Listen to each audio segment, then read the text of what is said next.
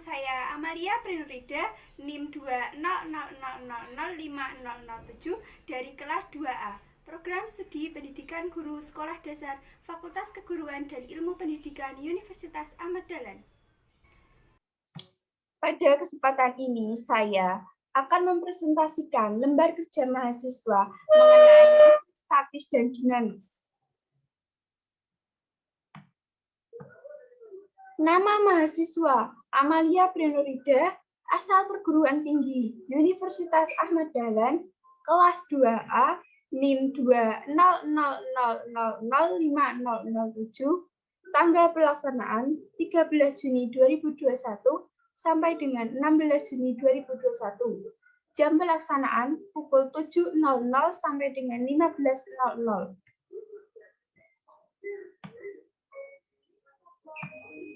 Jadwal pelaksanaan pada hari Minggu 13 Juni 2021 yaitu membaca dan memahami LKM, merangkai listrik di PET. Pada hari Senin 14 Juni 2021 yaitu mengerjakan kegiatan 1, 2, dan 3, mengerjakan diskusi. Pada hari Selasa 15 Juni 2021 melengkapi LKM. Pada hari Rabu 16 Juni 2021 membuat video presentasi, mengupload di YouTube, dan mengumpulkan tugas di Google Classroom.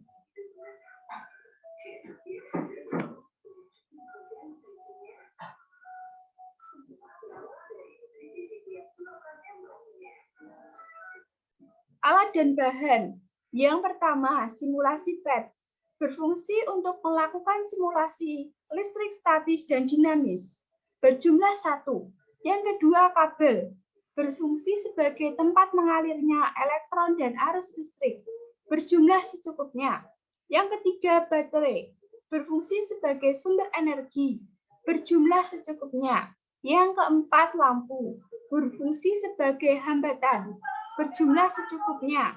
Yang kelima, ampermeter. Berfungsi sebagai alat ukur kuat arus listrik. Berjumlah secukupnya.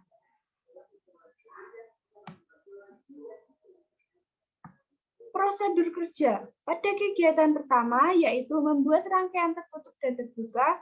Yang pertama, pelajari tutorial penggunaan PET pada video berikut. Yang kedua, buka aplikasi PET Interactive Simulation pada laman berikut. Yang ketiga, rancanglah susunan komponen-komponen kabel, baterai, dan lampu menggunakan aplikasi PET sehingga lampu dapat menyala. Yang keempat, capture rangkaian dengan lampu menyala dan rangkaian yang tidak menyala. Bandingkan keduanya. Yang kelima, bandingkan aliran elektron pada kedua rangkaian tersebut. Tuliskan hasilnya di tabel hasil pengamatan. Yang keenam, klik tampilan arus konvensional, amati arah arusnya, dan tulis hasil pengamatanmu.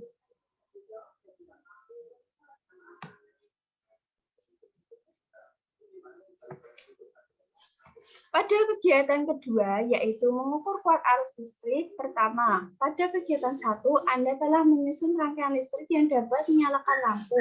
Gunakan rangkaian ini untuk mengerjakan langkah 2. Yang kedua, tambahkan ampermeter pada rangkaian, lalu ukur kuat arus listriknya, dan amati nyala lampu. Tulis di tabel hasil pengamatan. Yang ketiga, capture rangkaian dan beri nama rangkaian A. Yang keempat, lakukan modifikasi terhadap rangkaian A dengan cara menambahkan jumlah tegangan pada baterai 1,5 volt, 3 volt, 4,5 volt, dan 9 volt. Beri nama rangkaian B, C, dan seterusnya. Yang kelima, ulangi langkah 2 dan 3 pada setiap rangkaian. Yang keenam, hilangkan baterai dari rangkaian, kemudian sambungkan kabel dan tutup saklar, amati keadaan lampu dan saklar.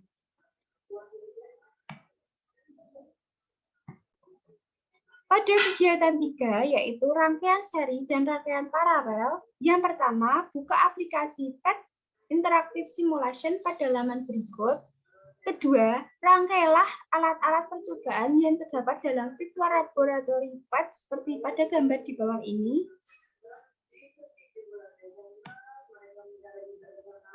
Yang ketiga, pasangkan ampermeter dan voltmeter secara bergantian untuk mengukur besarnya kuat arus dan tekanan listrik.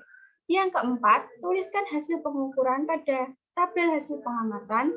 Yang kelima, Tentukan daya dan energi pada setiap rangkaian menggunakan formula yang tertera pada hasil pengamatan.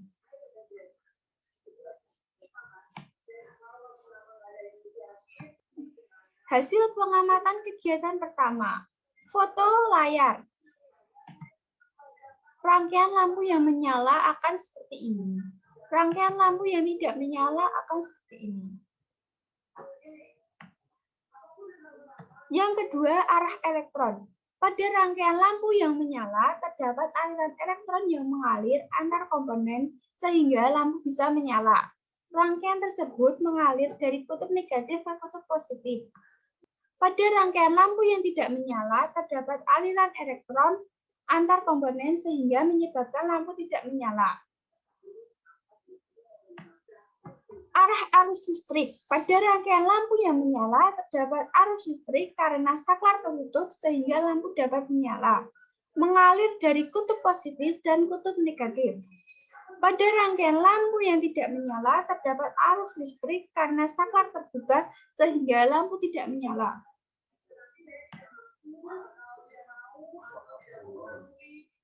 Hasil pengamatan kegiatan kedua. Pada rangkaian A, fotonya seperti ini. Besar tegangannya 9 volt, besar kuat arusnya 0,90 ampere. Pada rangkaian yang B, fotonya seperti ini.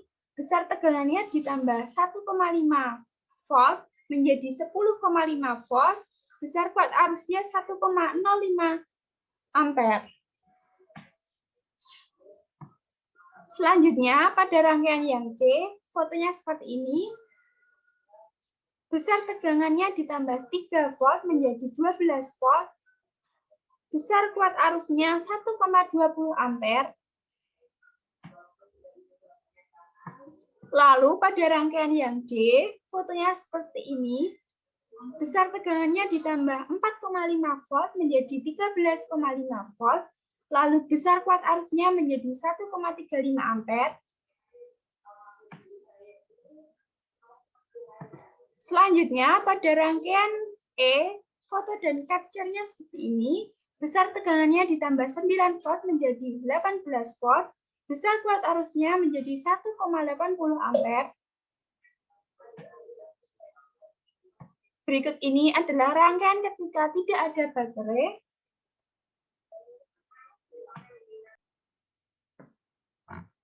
Hasil pengamatan kegiatan ketiga. Pada rangkaian pertama, kuat arusnya 2,70 ampere, tegangannya 9 volt menghasilkan daya 24,3 W, energinya ketika waktunya 10 sekon menjadi 243 Joule, energinya ketika waktunya 20 sekon menjadi 486 Joule. Pada rangkaian kedua, kuat arusnya 0,60 ampere, tegangannya 9 volt, menghasilkan daya 5,4 W, lalu energinya ketika waktunya 10 sekon menjadi 54 Joule, lalu energinya ketika waktunya 20 sekon menjadi 108 Joule. Pada rangkaian ketiga, kuat arusnya 0,30, tegangannya 9 volt, menghasilkan daya sebesar 2,7 W, energinya ketika waktunya 10 sekon menjadi 27 Joule, lalu energinya ketika waktunya 20 sekon menjadi 54 Joule.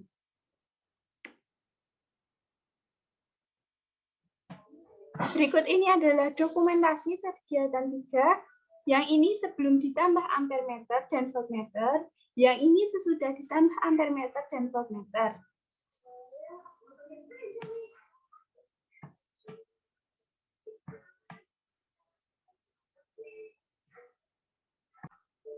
Diskusi. Pertama, rangkaian listrik seperti apa yang dapat menyalakan lampu? Lampu dapat menyala pada rangkaian tertutup karena semua komponen saling tersambung menyebabkan listrik mengalir dan mampu menyalakan lampu. Yang kedua, bagaimana hubungan antara aliran elektron, aliran arus, dan nyala lampu pada rangkaian listrik tertutup?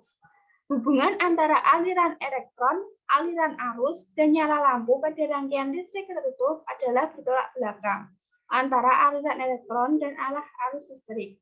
Ketika kita menghubungkan saklar, elektron pada kuat menghubung mendapatkan energi untuk bergerak dari kutub negatif baterai menuju kutub positif baterai melalui lampu.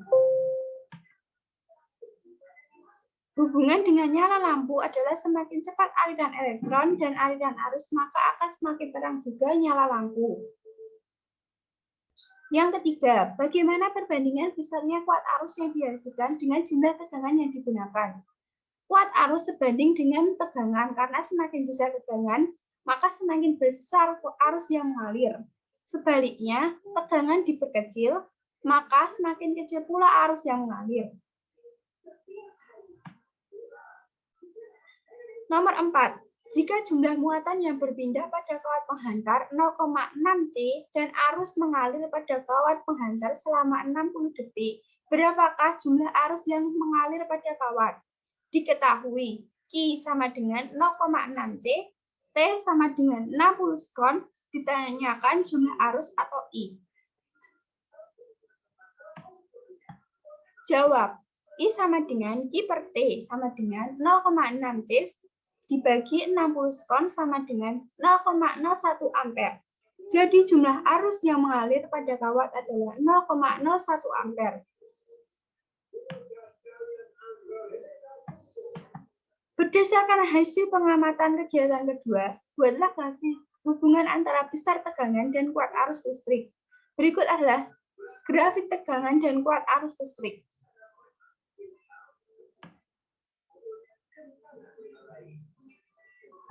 Berdasarkan grafik nomor 5, bagaimana hubungan antara tegangan dan kuat arus listrik?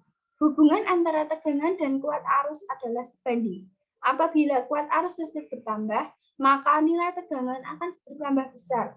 Sebaliknya, jika kuat arus listrik berkurang, maka nilai tegangan akan berkurang.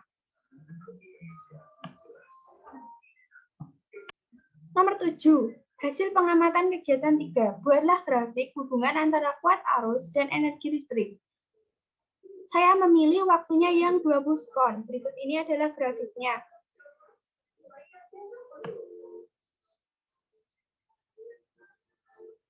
Nomor 8, berdasarkan grafik nomor 7, bagaimana hubungan antara kuat arus dan energi listrik. Hubungan kuat arus dan energi listrik adalah jika kuat arus tinggi, maka energi listrik juga semakin tinggi. Begitu pula, jika kuat arus listrik turun, maka energi listrik yang dihasilkan juga akan turun.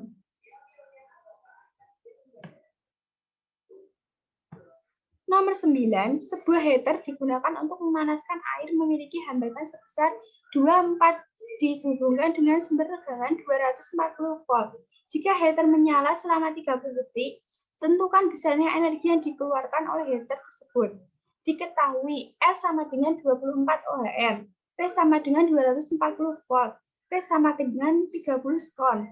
Ditanyakan energi listrik yang dikeluarkan atau W. Jawab, W sama dengan V kuadrat dikali T per R, W sama dengan 240 kuadrat dikali 30 per 24, W sama dengan 57.600 dikali 30 per 24, W sama dengan 2.400 dikali 30, W sama dengan 72.000 Joule atau 72 kJ. Jadi besar energi yang dikeluarkan oleh heater adalah 72.000 J atau 72 kJ.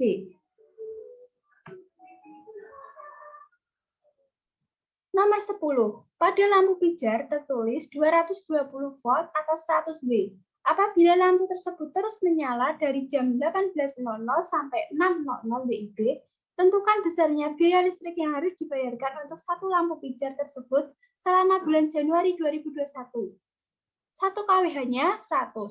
Diketahui besarnya lampu pijar sama dengan 220 volt atau 100 W, menyala selama 12 jam dikali 31 hari sama dengan 372, 1 kWh sama dengan 100, ditanyakan besarnya biaya listrik yang harus dibayarkan satu lampu pijar selama bulan Januari 2021. Jawab, E sama dengan P kali T sama dengan 100 dikali 372 sama dengan 37.200 Wh sama dengan 37,2 kWh. Tagihan listriknya sama dengan energi dikali tarif, sama dengan 37,2 dikali 100, sama dengan 3.720. Jadi, besarnya biaya listrik yang harus dibayarkan satu lampu pijar selama bulan Januari 2021 adalah 3.720.